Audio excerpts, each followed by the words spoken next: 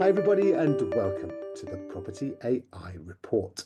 I'm your host, Mal McCallion, here to bring you this week's summary of all things property and AI technology, including the potential death of search, the definite death of Skype, and are we really going to see the end to CRM systems as well? Anyway, we will move quickly through these stories, hopefully limiting it to about 20 minutes or so. So let us, without further ado, get stuck in. All right, so our first story is all about search and the impact that AI is having upon it. Now, regular listeners will know that I am very focused around how people are seeking to discover their next property. Now, we've spoken a number of times about Rightmove and about search engine optimization on Google and what's happening with that. Where we are at the moment is that essentially AI is killing clicks. All right, so what you will find when you go onto Google right now is that the AI overviews, which is a summary essentially of all of the results further down the page, the natural search results, is pretty much dominating your entire phone screen now. So it's very difficult to get any deeper. And what's happening this week is that Google has now announced the introduction of what it's calling AI mode. So Google AI mode essentially means that almost the end of those natural search links. Okay, so organic search engine optimization, those things will become a thing of the past as Google rolls out this AI mode. Now, the reason that they are so focused on this is really around the fact that they can see that they're being a little bit blindsided by the likes of ChatGPT and its search, by Perplexity and its search functionality. And Google is essentially nothing if not the place that one goes when one wants to find out anything at all about pretty much anything at all on the internet, right? That there is this new technology that is here. I say new technology, it's been here for 2.5 years now, and that it is something that could usurp Google's dominant position in essentially search and discovery, is driving it to do some pretty radical things, actually, and things that, you know, perhaps in a less speedy atmosphere, a less kind of revolutionary atmosphere, they might take a downside longer to actually get to. But powered by the competition from the likes of ChatGPT, even the likes of Grok now, which is Elon Musk's Twitter/X version of a large language model, an AI. It's on the defensive, and it is trying Google to make sure that it gets a little bit ahead of the curve, to the point that actually it's almost cannibalizing its own market. If I cannot get my adverts served because there is an AI box in the way that summarizes something that doesn't point to my site. For example, I am looking for a property and I put in a broad 3-bedroom property, this value, then Google AI just returns a few examples of those properties. Then perhaps I'm not going to go to Rightmove. Perhaps I'm not going to go to somewhere else. Perhaps I'm just going to go direct to the agent website. So it's a real challenge for Google to square the circle of where's it going to get its revenue from? Because Google Ads have powered its incredible value creation and revenue streams for nigh on 30 years now. And it is having to take a really quite radical view of how it's going to make it essentially through the next 30 years, or fend off other potential dominant technology players such as ChatGPT or OpenAI along the way. So it's going to be some really big changes for all of us in terms of how do we get our websites to continue to have that organic traffic. Reports are saying that 35-40% of traffic is down as a result of these AI overviews. And that might, under normal circumstances, cause Google to pause a little bit, perhaps. But actually, no, they are going deeper into this. And actually, the word is almost removing the organic search results full stop. What that also then presents is the potential that essentially they're going to have adverts buried within the AI results. Okay, so they have sources down on the right-hand side. Again, you may have seen them in the AI overviews. Now, how many of those are sponsored? How do we know that the search results are not corrupted essentially by the person that's spending the most money with Google? And I think that's going to be perhaps the next big battle, is transparency. If I am typing in a particular search function or search query, and it brings back a summary in AI and then a list of sources on the right-hand side. How do I know that those are the sources that I would have picked had I been able to get access to the old generic organic search results? Or are they just essentially whoever pays the most will get to the top of the AI results into the actual panel itself, which will create a very self-perpetuating loop of the people with most money will be able to buy their way into that particular panel, and then they will continue to get the most visits and therefore the most money, and then that circle will essentially just continue in ever decreasing rotations. So I think it's going to be really interesting, but I think it's also an opportunity, right? Consumers aren't stupid, and in the end, if you are constantly just faced with the big corporates, and perhaps you might include the big portals in that if you're looking for property, and you're not able to go off and find anything else quite interesting, then that I think is going to give an opportunity to those who will make a virtue of the fact that these are non-commercially driven search results, or they are marked as commercially driven search results. So you can actually filter them out, or you can get rid of them, or you can ignore them. And those are the things that those websites, those locations, those sources of information, I think are going to become far more interesting. You've got the likes of, at this point, you've got the likes of Jitty, for example, who are doing some amazing things in terms of search.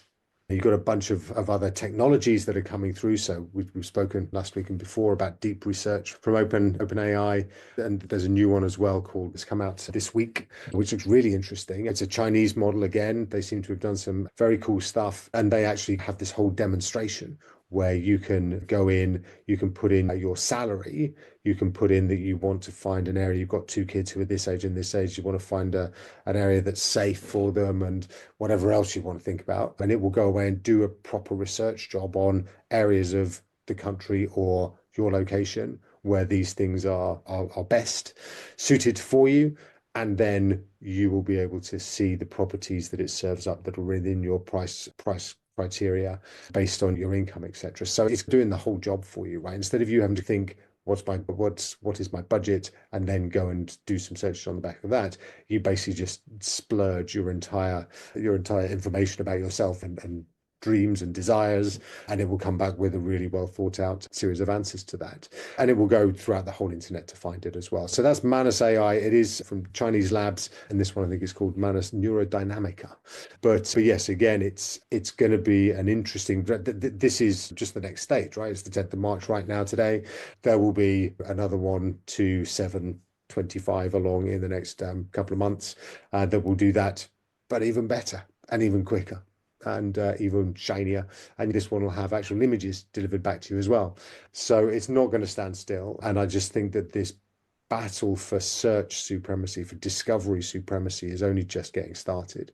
And I also note that this week Rightmove has awarded some £2 million worth of share options to its top two, its CEO and CFO, to see if they can presumably get the share price even higher over the coming years in the teeth of the gale that is AI. So those guys are clearly incentivized to take this head on. They are recruiting technologists at a rate of knots. They are whacking their prices up even further so they can basically afford to do whatever they like.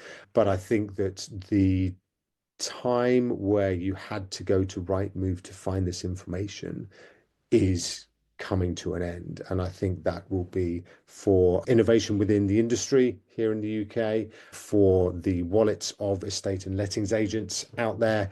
It will be a joyous day when that moment happens. And obviously it's something that I think that those of us that have been trying to build innovative products and services over many years and have run up against the fact that agents aren't able to afford many of them because they're paying so much to Rightmove, who then gives it all to their shareholders or their CEO and CFO, as they seem to be doing right now.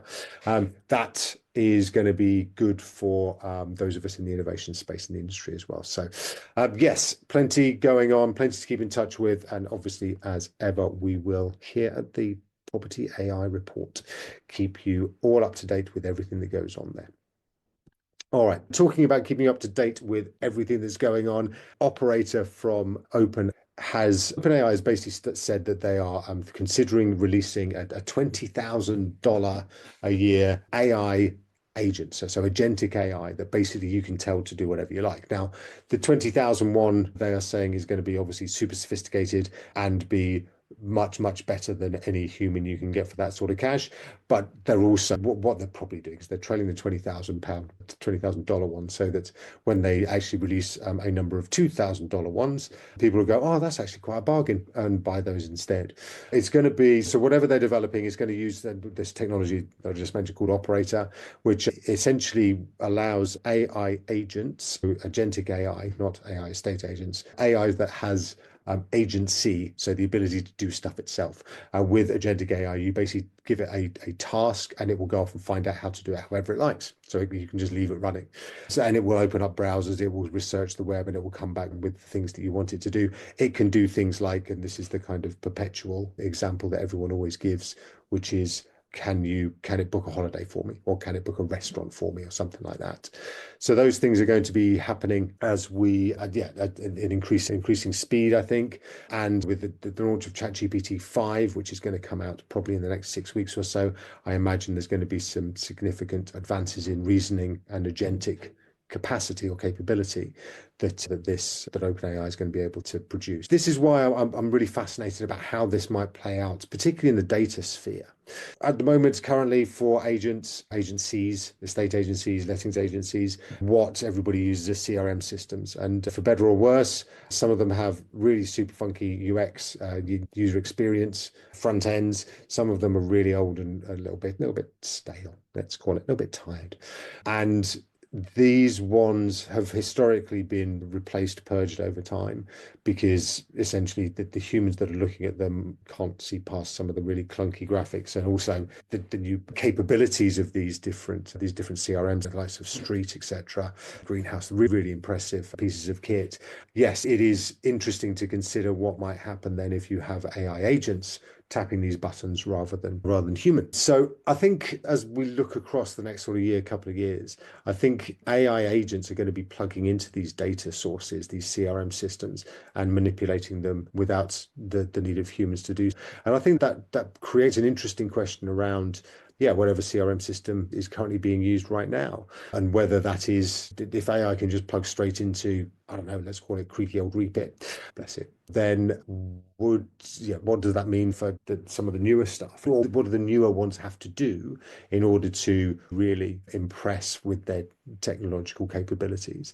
And obviously a lot of these new ones that are doing super well, really impressive, but it is just a very valid question, I think, right now, as to whether the user experience side of things, the user interface, is going to be as important as some of the ability of these systems to serve up the right data at the right time and be manipulated by AI. Really interesting time, I think, for the CRM systems as well. And yes, whether anybody's going to really pay 2,000 for some of these AI agents from OpenAI to go and dive into your CRM system and mess about with it, I think remains to be seen. But yes, these are the things that are coming down the track, and these are things that are going to be playing out in front of our eyes, basically. All right, on to our third story this week, which is all about the RICS AI standards consultation. So the Royal Institution of Chartered Surveyors has initiated a public consultation on its new responsible use of AI. Okay, so that's what it's trying to create, is just this idea of how, if you are a member of the esteemed RICS, then you can use AI. So it's a consultation, is going on until the end of April this year.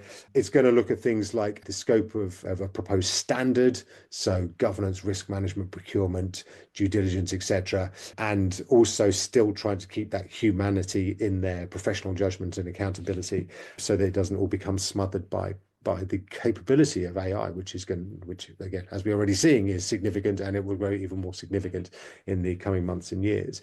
So I think it's going to be interesting to see where they end up, really. The RICS is many things, but a funky cutting edge tech business is not perhaps what it is, but it's diving in, it's actually sitting there and going, this is important enough for us to try and work out what our thoughts should be around it. And it's going to be interesting to see what it comes out with in the end. So that's the RICS consultation taking place over the next couple of months, and that will be reporting, I'm sure, in the summer sometime. All right, those are our three main stories this week. We are now going to move into our quick fire round. And just to start, does anybody remember this noise? That, for those who are way too young, that noise was Skype. So Skype was launched in 2003, before many of you were born, I'm sure. And basically, it just provided it for those of us that were around. It was amazing because up to this point, you basically had always had to use a phone. And this was before smartphones as well, by the way. And you had to pay for every phone call. Every minute of every phone call was costed you.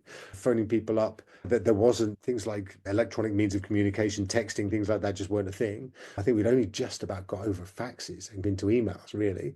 And yes, so then Skype came along and it allowed you to make these phone calls and actually see people over the internet. It was amazing.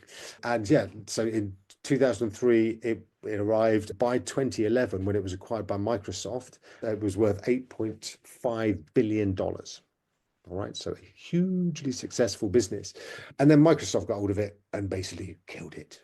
I can't even remember the last time I used Skype. It was probably before 2011, actually, because there were all these other ones coming out and all these other ways of communicating, and FaceTime and things like that were the thing by then as well. Yes, it tried to make it or to continue its success. Essentially, it just tipped over a cliff. Microsoft then launched Teams in 2017, which through the pandemic then became quite popular. So yeah, it's a sad day. Because one of the old stalwarts of the early internet is dying, and on May the 5th it will finally have died this year. But yeah, look, it was a big thing at the time, and yeah, just like many big things, it's gone now. So yeah, R.I.P. Skype. All right, our next quick fire story is about schools and schools actually embracing AI finally, and getting through some of the doom and gloom. So some really important things happening here in schools. Some might say it's about time that schools were allowed to experiment with AI. I've got kids, and it is almost like this kind of taboo that they're going to, the younger one is going to GCSEs right now, and the older one just finished his A levels. And yeah, the fact that AI has been around for a couple of years is nobody's allowed to mention it, and everybody's just like, no, I'm sure that it's not being used anywhere. No, but here are some schools that are embracing it, and they are integrating AI into the curriculum. So there's a school, Willowdown Primary in Somerset, which is using AI to transform their students' descriptive writing into images. Okay, so helping them to visualize what they're writing about, and it just really helps them to articulate better and create word pictures, and then see those word pictures come to life via AI, so that they can actually see that just how important it is to use language to formulate images and so on. There's also another one that's using a virtual Charles Darwin to deepen their understanding of evolution. And again, it's a really powerful way of, if you can chat to Charles Darwin or chat to other historical figures about events or theories, then that's really strong as well. There's an emphasis on digital literacy, essentially trying to help younger students, so these are year sevens, talking about responsible use of AI, critical thinking regarding the technology. These are the skills that they're going to need. These guys are what, 11, 12, something like that. And by the time they are 18, AI is going to be everywhere. So without a fundamental basis of understanding of what AI can do, then essentially we're just throwing them out into the world to deal with some technology that is just going to, it's going to mean that they are going to struggle. So this is really powerful. And there's a lot of additional stuff that I think can be done in schools as well. Bravo to all those that are embracing it and pushing it out. And yes, long may that continue and grow. All right, next story in our quickfire is Netflix AI has been upscaling some 1980s sitcoms, all right, using AI. So basically getting these really old boxy kind of 4:3 format screen sitcoms and using AI to basically upscale them to try and make them a bit more HD. It is not going well. The one that they've decided to choose is called A Different World, which is a spin-off of The Cosby Show, which obviously is has its own problematic undertones anyway. But yeah, but essentially this was much loved by many people, and over in the States particularly. And it's been cropped to the more standard widescreen 16 to 19 aspect ratio. And essentially what they've then done is they've tried to fill in the pixels using AI's kind of guesstimate of what those pixels should be, leading to some weird words. AI doesn't do image words very well. It's got pixelated faces. Again, if you work with AI a lot, hands can be quite difficult as well. So yeah, apparently it's just really awful. But it's been discovered. I imagine what they're doing is that they're testing it right on some random old sitcoms just to see if they can essentially, I imagine, bring to life pretty much everything that's ever been televised going back to the dawn of time, and see if they can't make that suitably compelling on Netflix, widescreen, etc. And then they can go around hoovering up some actually really good stuff. But it's just another example of how businesses are trying to use AI, and for that, I applaud them. However, it sounds like they've not done a very good QA, quality assurance, on this particular project, and they've spun it out, thrown it out onto Netflix, and people are feeling pretty queasy about the whole thing. But yes, no doubt going forwards, we will see, I don't know, the coronation of Queen Elizabeth II, 1952, or 1953, one or the other. I wasn't around then. It will no doubt very shortly be in gorgeous colour and surround sound and high screen, high imagery, high resonant images that are going to be super for putting up on the IMAX, and certainly on your big, massive digital TV that you've got in your living room. So that's all happening around us in the world of TV and entertainment. Back into the world of property for our next story, and this is about 3D homes, so 3D printing of homes.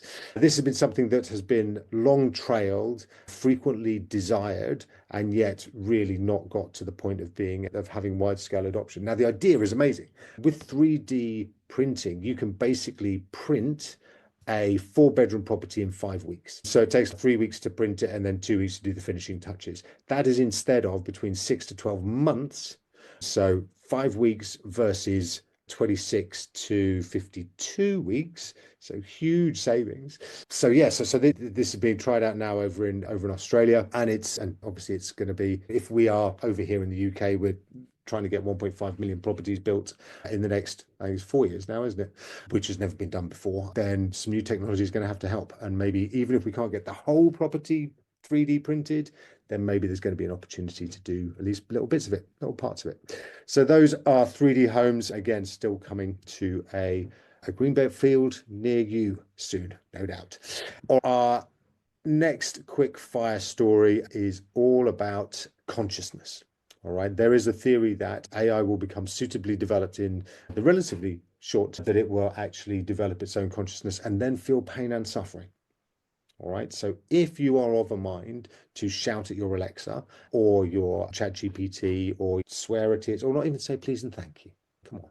I think what you really need to do is start thinking about assessing your life and thinking about what's going to happen when the robots get cross and sad, because they are unlikely to take kindly to being kicked, shouted at, etc. Just words of warning out there. There is very, very real theories around AI consciousness is going to be a thing, and we're going to have to be nice. All right, stop booting your Roomba around the room and treat it with just a little bit more respect. Okay. All right, those are our quick fire stories for this week. Finally, as ever, we're going to have our tool of the week. This week's tool of the week is called Reclaim AI, and it was taken over by Dropbox actually recently. So it's called Reclaim AI, and it's just a really good productivity tool. Okay, what it can do is it will help you with things like time blocking for viewings and appointments. Right, so it will help you to schedule viewings. It will prevent double bookings, ensure optimal time allocation. Right, so you can actually do some really funky stuff around logistics and making sure that you've got enough time between those viewings. It also links together personal and work calendars really effectively and can help you to then recommend, or it can then recommend when there are optimal times for various tasks, etc. And it looks at your kind of priority management. You can set priority levels for tasks like lead follow-ups, contract preparation, marketing new listings, etc. And the AI will find the best time slots to complete these tasks around your existing appointments and so on. So it's just a really neat way of using AI to organize your diaries and it's out there now, and it's really helping. We're using it to organize a lot of our kind of demos and things like that, and it's really good. So that's Reclaim AI. It is a productivity tool very much focused around the calendar side. Alrighty, that is it for this week. Thank you so much for being with us on the Property AI Report. My name is Mal McCallion. I'll be back again next week with even more stories and news and features all about property and AI, where they intersect. Until then, have great weeks, and I will see you in a few days. All the best. Take care. Bye.